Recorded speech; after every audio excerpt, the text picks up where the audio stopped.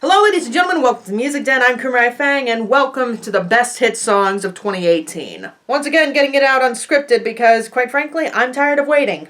Unfortunately though, this does not come with an original scripted version, so this is about the best you're gonna get it. So let's cover 2018's pop hits as far as the good. Now, I've gone on record saying that I thought that 2018's pop music wasn't really great. To put this in some context for you, during any year-end list, I usually like having 10 honorable mentions, especially on the best list, but this year, no, couldn't do it. Just can't. A lot of these picks are going to be obvious, and those that aren't are going to be at least somewhat controversial. And if I thought I was alone on my number one worst hit of the year, I'm definitely alone on my number one best. So let's just pop through the guidelines. Touch the Billboard Hot 100 anywhere between December of last year and November of this year, and if the song was a hit last year, it qualifies on this year's list if it was released after July 1st of 2017, and so long as it didn't make my best list last year. Okay, let's not waste any more time and get into it, starting with number 10. I think it's fairly safe to assume that a lot of people expected me to hate this song.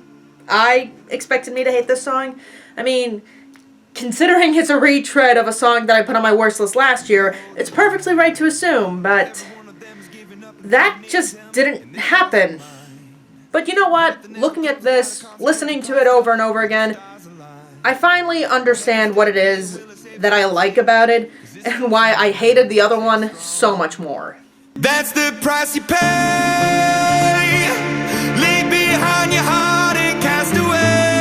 So once upon a time, a girl named Sharon decided to rank the rock charts for 2018. And as you might expect, near the top of her list, in the great tier, was this song. And the weird thing is, where I expected to react vehemently to it, I just didn't. Natural by Imagine Dragons somehow was a lot more intriguing than I ever thought it could be. Because, yeah, the chorus is very reminiscent of Believer, a song that I put at this very rank on my worst list last year, and a song that I still vehemently despise today. And with Natural, I actually hate Believer more than I originally did. Because Believer wasn't just a standard bad song, it was a bad, rough draft of a song. There was an idea here, but the thought wasn't completely developed. So naturally, no pun intended, you're going to have garbage lyrics, you're going to have improper mixing, and you're going to have incredibly painful moments, particularly with those damn vocals! Whereas Natural fixes a lot of those issues. Its beginning was far more captivating, ominous and creepy, and something I really couldn't just get away from. It's actually one of the best things about it. Especially that first pre-chorus. It's ominous in such a good way. I can't get enough of it. The writing was given a bit more thought, this time actually being about what kind of person you have to be in order to succeed. In this case, a very cold one, actually. And bless the gods, Dan Reynolds decided to stay in his range. So when he did go for that big, loud chorus, he actually sounded like he had some power to him. That doesn't mean I completely approve of Natural going back to what Believer was. I mean, it is the same guitar and drum pattern that we had. And it's very much a commercial jingle, as you might expect from the group. But it's refined, it's mixed much more properly. And by that second pre-chorus, I don't care. It actually plays off with the piano that came in the first pre-chorus surprisingly well. And say what you will about the transition out of the bridge to the final chorus, I actually like that part. I think it's actually very enjoyable. Not to mention, I actually really like how this song ends. Not losing its ominous atmosphere and using its production to its fullest extent. Definitely a third or fourth draft of a song, but you know what? It was worth it this time. Number 9! Come on, you saw this coming. Drop top Porsche, rollie on my wrist, diamonds up and down my chain. Cardi B straight stunning, can't tell me nothing, boss. Cause, no duh. I wanted this song to go to number 1. What did you expect? I'm actually not too sure what I can say about this song, considering how many best lists it's already made. So I'll start with the popular consensus, that being Cardi B made this song so much better than it was. Like, her verse is pretty much everything you expect from Cardi, but in a fun and bouncy way that shows me a side of her that we really don't see on most of her other work. And don't you dare argue with me about that breakdown towards the end of the song. Yeah, We Got It Going On sounds so much more energetic and lively coming from her mouth than it does from Bruno's. That's not to discount Bruno Mars in the slightest though, because he is on the majority of the song, and I do like him. It's a song that's basically about Bruno going out with his girl and showing off how great they are together. But it's less sung to everyone else and more sung to his girl. There's a clear amount of passion and love put behind this, and I adore every second of it. I didn't listen to a lot of New Jack Swing growing up, but you know what? This was well worth it. Because there are trends in the 90s that do deserve that kind of throwback, but with its own bit of a modern spin, and I'd argue that Bruno does that to an effective degree. Now all he has to do is stop working with people like Kodak Black, and he'll earn my respect again. You're free to call Cardi B again, dude. You mean, it's not like you don't have good chemistry. NumberEight.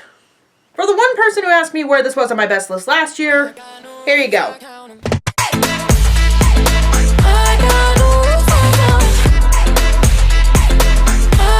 You know, when this song made it into the top 5 of the Hot 100, I truly thought it'd be in my top 3 by the end of the year.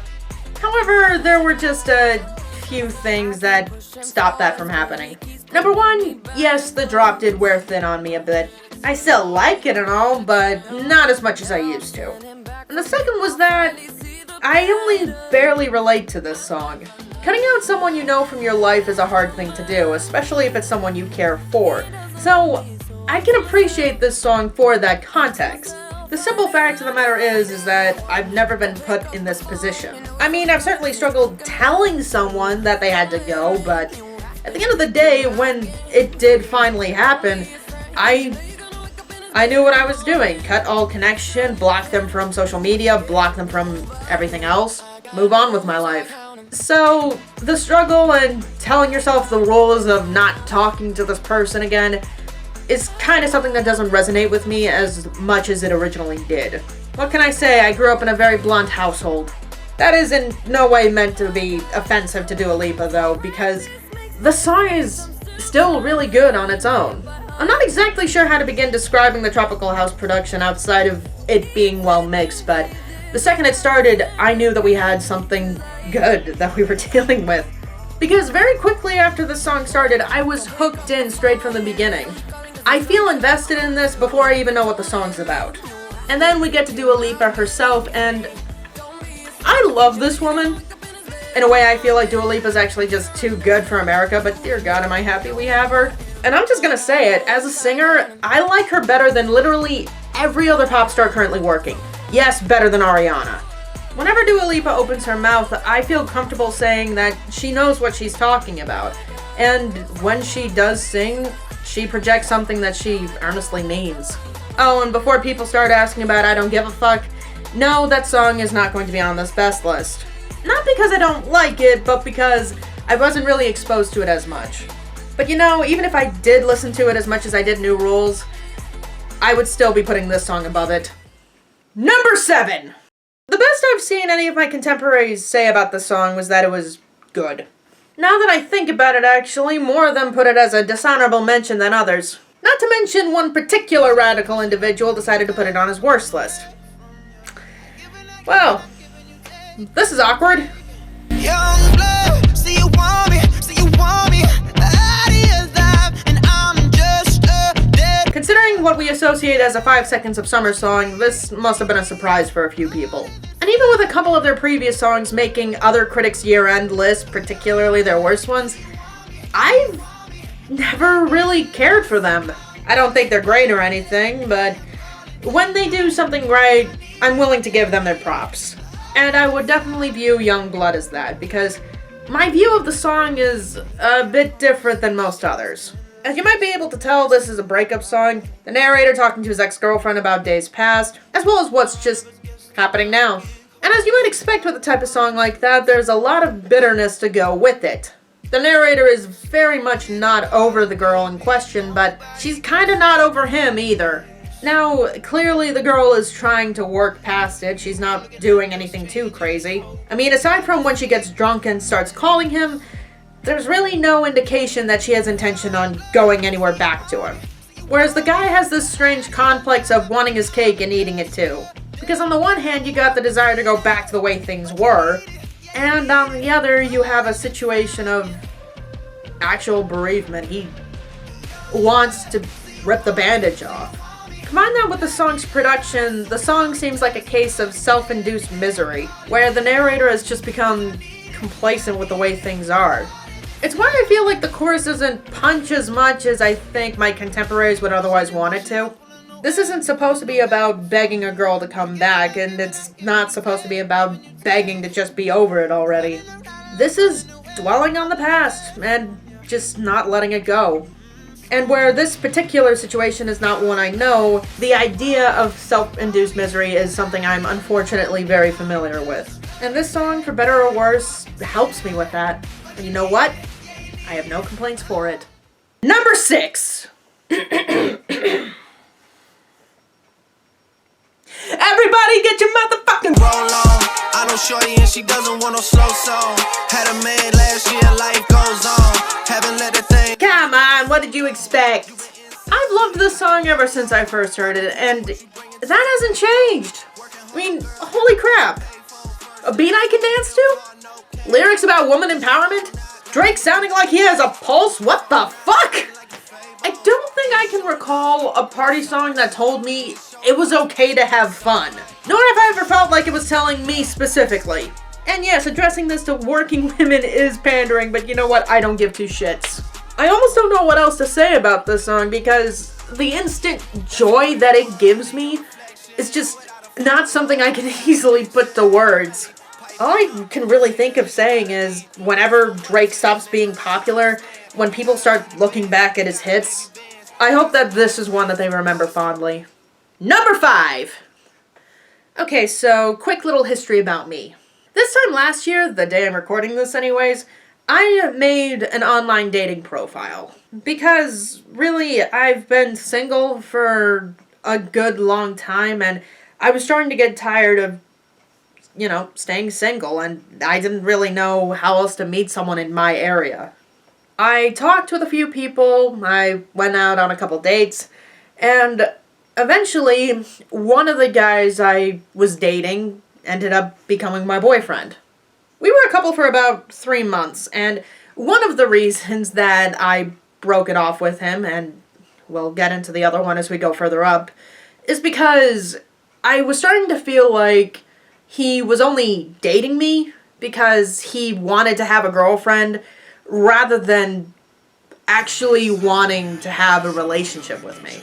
Now, when we broke up, I felt liberated in a way, but my feelings, my frustration about that relationship still hadn't completely gone away. And this was just one of the songs that helped me through it.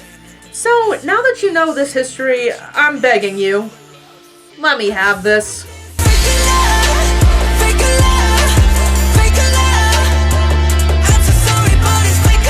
You know, there are people who tell me that K-pop is one of the worst things ever, and I couldn't disagree with them more.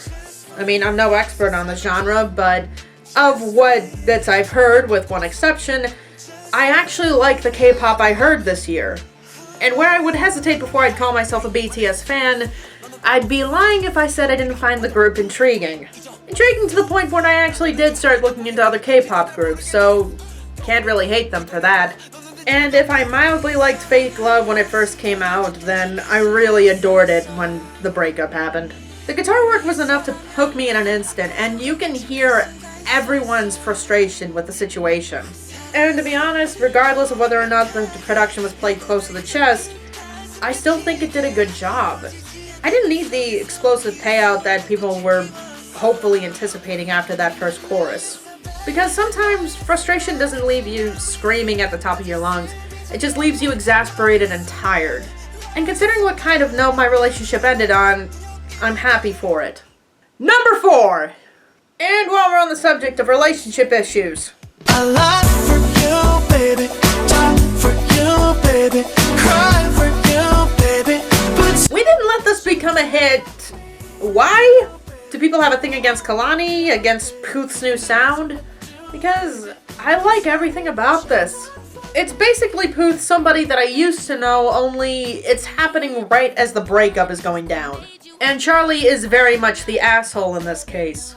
Yeah, go ahead and go. It's not like you can find someone better than me. And then Kalani shows up in that second verse, handing his balls to him. Oh, there is such immense satisfaction in that. But for as great as that premise is, it's not explored all that much. In fact, the main reason the song is up so high is because of the groove. Not to mention him and Kalani have so much chemistry together. It's just an enjoyable listen through and through. For a little while, this and my number 3 actually looked like either one could top my best list. We'll get to what topped both of those in a few minutes, but before that, number 3! So, American pop public, let me ask you something. You were willing to give this duo a Cadre hit, and yet, now that they've made something a little bit more rock and roll, you're not willing to give it to them? Why?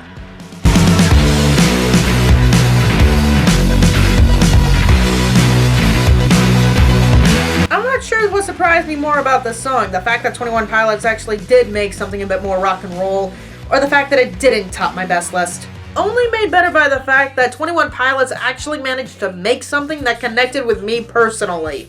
I mean, for as much as I like Stressed Out, it's got nothing on this. A song about the frustrations of Blurry Face's heights, that being with their record label expecting the same exact feat to be made again. And Tyler Joseph just wants to move forward. He wants to create something new. He doesn't want to dwell on that success and let it be the thing that drives his future forward. And the stress with that is something I can't hate him for. It's easy to look at one's past success and say, I have to do this or better in the future. And you know what?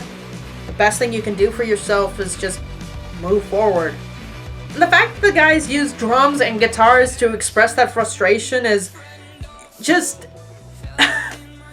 I couldn't let this song go if I tried. It hits me in a set of feels that, in this year especially, was just something I needed to hear.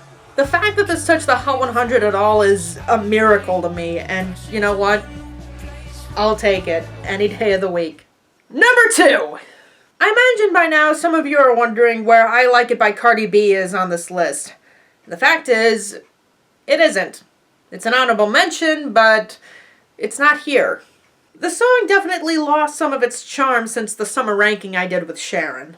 Moreover, though, the song didn't make the list because I realized that Cardi B's 2 guest features, Bad Bunny and J Balvin, were pulling in a lot of weight.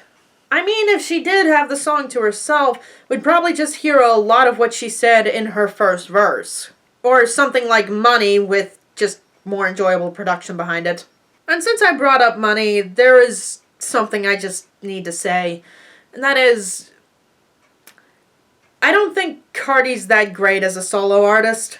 She has good flow and she definitely has charisma, but just not enough to get her through her own song. At least not without a serious amount of help. Because as you will notice from listening to Cardi's verses, both on her songs and even on guest features, she tends to be a bit of a one-trick pony.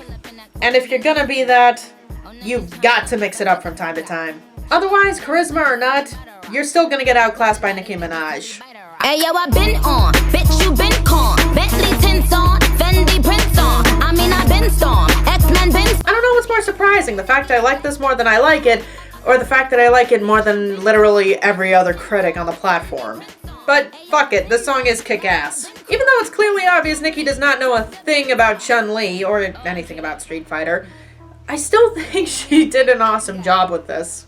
The beat is a lot of percussion and not really much else, but it's used in a way to provide energy behind Nicki, who's driving the song straight forward, and who sounds like she's gonna whoop some major ass any second. And say what you will about what Nicki's done in 2018, she's done a lot, but I cannot for the life of me bring that into this song. Which is kind of ironic, because I'm pretty sure this is about one of her feuds. But you know, I really don't care. I feel like a badass every time I hear this, and I can go back to it in any real mood. And you know what? It's special for that. Well, we went through those ranks surprisingly quick. Well, I guess it's time for the honorable mentions and runner-ups. I've pretty much already explain why the song is not on the list proper. I mean, yes, Cardi B was once upon a time one of my favorite parts about the song. Now she just doesn't fit. And it's her song. Everybody still says something, says something. I relate to this quite highly. Knowing when to speak up and knowing when to bite your tongue is not an easy thing, and sometimes even when you know you should bite your tongue, you just can't help it. Probably would have made the list proper if I was a bit more of a country fan, but worth a mention. This song made me so much happier when it first debuted. Then High Hopes showed up, and it showed me pretty much everything wrong with the production. I still adore it to death, but it's hard not to remember any of the things I think of High Hopes whenever it comes on. If I hit it one time, I'm a piper. I go back and forth between loving this song and not really sure what I should say about it. Well, at least G-Eazy tried to give us something fun to listen to this year. Aside from Feel Good Inc. and a couple other songs off of Demon Days, I don't know much about the Gorillaz, not gonna lie. However, I highly approve of this little summer gem, and I especially approve of the music video with Jack Black. Hit you with that I had no idea that this even charted until Mr. 96 called it his song of the year. So I didn't really seek it out much as I probably would have otherwise. Still very much worth the listen, and if the record label is smart, they're not going to mismanage them like they did with 2NE1. Come on. Well, here we are. Number 1. As said a few ranks ago, I broke up with a guy a couple months ago because I felt like his intentions weren't pure. He was dating me just to show off the fact that he was dating someone rather than actually having a romantic interest. And as I said, that was only one of the reasons we ended up breaking up. The second reason I decided to break up with him was because I realized just what he was and what he was doing behind my back. He told his coworkers that I was a notch under his belt when we had never gotten into a position anywhere close to that. And not only that, but he was trying to see another girl. And when that came into the equation, when I brought it up with him, I knew there was no patching up the relationship. There was no apology. He didn't care. And I would be lying if I said I still wasn't frustrated with that to some extent. Which I think says a lot about my number 1, because honestly, without this happening, without this person being in my life, I don't think the song would be my number 1. When this song was released, I had no personal attachment to it, but when I listened to it for this video, all of the pain just came to the surface. I was never fully aware of how much this bothered me until this song came up, and by the end of it, it's like, I can't put this here. I couldn't even leave it just somewhere random in the top 5. It's like, no, this has to be my number 1. Which is just not something I was expecting. Not just because I didn't have that good of an attachment to the song when it first came out, but because I did not expect to have a song resonate like this with me from Charlie Puth.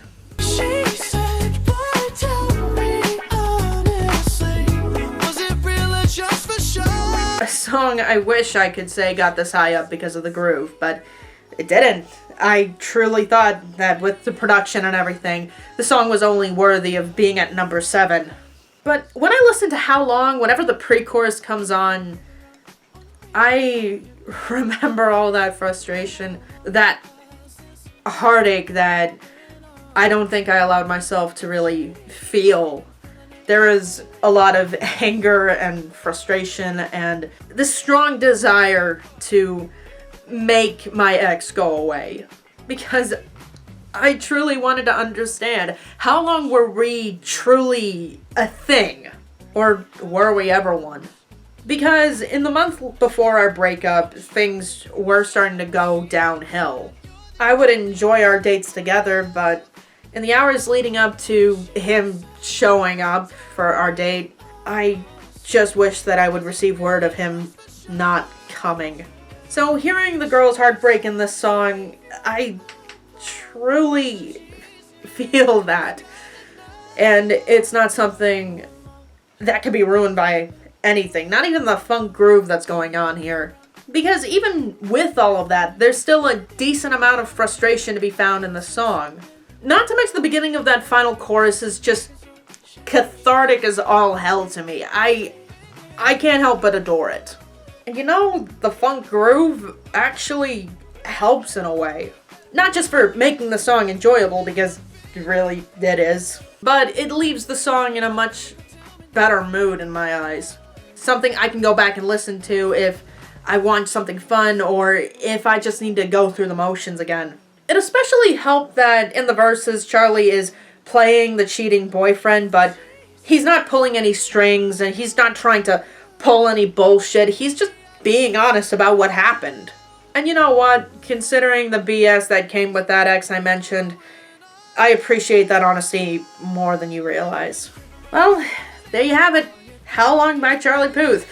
My pick for the best hit song of 2018. I can't believe I'm fucking saying that. Thank you guys for watching this video. I'm sorry it took so long, but I hope to see you when I talk about the worst and best songs released in 2018. But, until then, signing off from the Music Den, I'm Kumrai Fang, off to hunt my next prey.